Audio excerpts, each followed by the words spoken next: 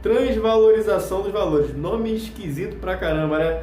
Mas é porque ele acha que se perdeu valores que antes existiam. E ele tá como? Ele tá pensando na sociedade que ele vive, no meio que ele vive, ele tá pensando em seu berço. Ele, como um bom aristocrata, um bom detentor, né? Aristocrata vindo do termo da Grécia Antiga, desse próprio movimento que ele está observando. Aristocrata é esse cara que era o melhor, o mais corajoso, o mais forte, o mais nobre. E ele, como um bom aristocrata, está pensando nessa ideia. Ele está olhando para a aristocracia e percebendo que esses valores foram ultrapassados por valores contrários a esses. Que valores eram esses?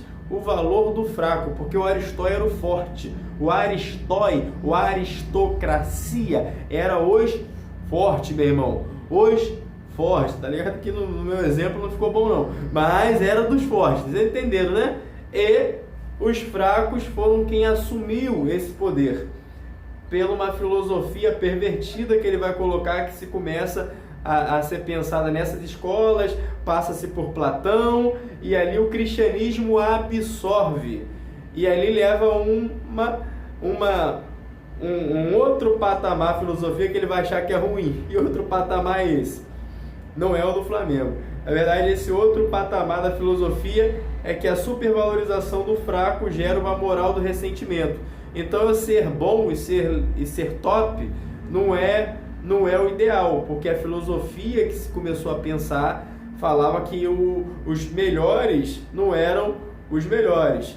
O que deveria estar na ponta da valorização eram os fracos. Isso ele colocando que o cristianismo, primeiramente com o judaísmo, depois o cristianismo, meu irmão, alavancou isso aí a nível hard, lá em cima, colocou isso no topo da filosofia. Então, ser fraco era ser inferior, ser fraco, não ser aristocrata, era o que ele pensava, era o que a filosofia pensava. E ele pensava, Nietzsche pensava ao contrário disso, que os aristóis, os melhores, os fortes, deveriam ser os super-homens. E essa é a mudança que ele quer trazer na sociedade, que é a sociedade que ele observa desde os tempos mais antigos. Diante da filosofia começar a ser formulada, como uma filosofia clássica foi, e que norteou todo o pensamento, desde a era cristã até o final da Idade Média, desde o início, né, da era cristã, do primeiro século,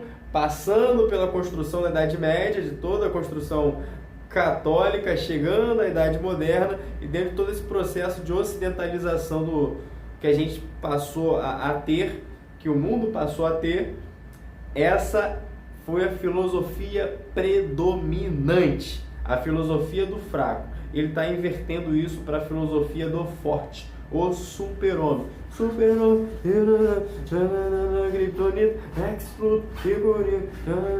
a gente tem também o super-homem, né?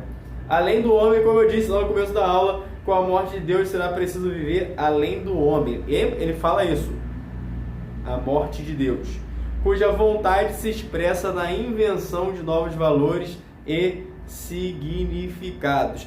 É o homem que ele vai deixar de viver aquilo que se deve pela moral colocada por essa filosofia do fraco, e vai passar a viver aquilo que ele quer, que ele tem vontade. Vai deixar de viver aquilo que se coloca para ele viver, a sociedade, as convenções, ele vai passar a viver aquilo que ele quer. Tu deves, eu quero. Essa é a mudança. Antes ele vai falar que tu deves fazer isso, agora eu quero fazer isso. Então, o além do homem trabalha essa ideia. O homem integral não tem para depois desse homem, não tem um espírito, não tem uma metafísica, não tem algo que vaza da natureza integral do homem, do seu tempo. Essa é a perspectiva de Nietzsche. O eterno retorno, ele fica pensando nessa ideia de voltar e retornar, não no sentido de encarnação, mas se pudéssemos fazer nessa linha do tempo, que é progressiva, ela desse-nos a oportunidade de voltarmos. Naturalmente teríamos que ser homens melhores. Ele pensa um pouco nisso. Escreva sobre o que entendeu sobre o super-homem pensado por Nietzsche. Mano, tranquilão. Super-homem pensado por Nietzsche é essa ideia ou perspectiva de o homem que agora ele faz o que ele quer, o que ele deseja, não o que ele deve fazer, como era colocado anteriormente. É o homem integral, o homem do agora, o homem da totalidade. Esse é o super-homem, passando pela transvalorização, deixando de ser esse homem preso a essa filosofia antiga e sendo um novo homem de uma filosofia moderna. Beleza? Tamo junto, até a próxima!